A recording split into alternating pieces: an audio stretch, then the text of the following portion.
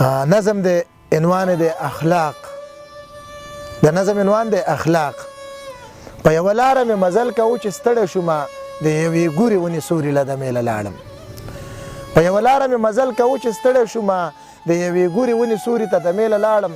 یو ساعت یې ناست وم چې خوله را باندې وچه شوله او خیال مې وکړ یو ملنګ د ونې خواله راغی. سلام یې وکړ، نږدې مې خوا کې کېناستلو، د خپل کچکول نه یو تصویر ماله راواغستلو. ما ته یې غلي غوندې وویل دا خو نه پېژنې.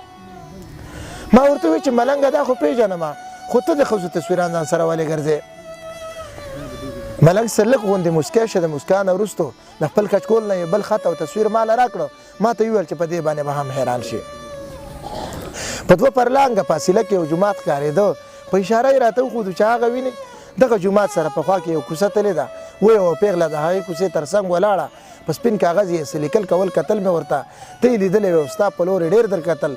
زه را روان وم چې راجوخ شوم نو اواز یې وکړو، ملنګه لږ غوندې ایثار شه، زه یو سوال کوم او ستا په نوم باندې دا امانتونه راکړه. په اشاره یې راته وښودې، ویې ویل د خدای دپاره چې لږ دا هغه سړي له ورکړه. نو هغه تصویر زما تصویر خو ما نه پېژانده، هغه تصویر زما تصویر خو ما نه پېژانده، ځکه چې دا زما د 13 کالو زوړ تصویر و. ما چې تصویر باندې پوره سترګې ورخښې کړلې نو زه یې 13 کلونه تېرې زندګۍ ته بوتلم. هغه د خاورو خړه کورونه پکې هم ښکارېدل، د ګلالۍ لوپټې هم په دیواله پرتې وې. دا خو تصویر و چې په خط مې نظر واچولو. په دغه خط کې د سلام نه وروستو دا لیکلي چې زه د پولې او د ورکرې په نوم ستاسو کور ته، چې زه د پولې او د ورکرې په نوم ستاسو کور ته درننوتې یم، خو ته مې پکې ونه لیدې. ستا د بچو نه مې ښې ډېرې پپې واغېستلې، درته قسم کوم چې ستا مینه مې پې ماته شوله. ما چې د هغه چا اخلاق وکتل، څوک چې زما په رقیبانو کې و، ځان راتاسې لیونی ښکاره شو.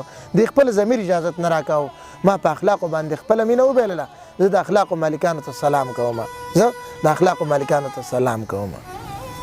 ډېره مننه، ډېره مننه د غازي نادان ورو ستاسو د کتلو. یو جهان مننه، یو نړۍ مننه.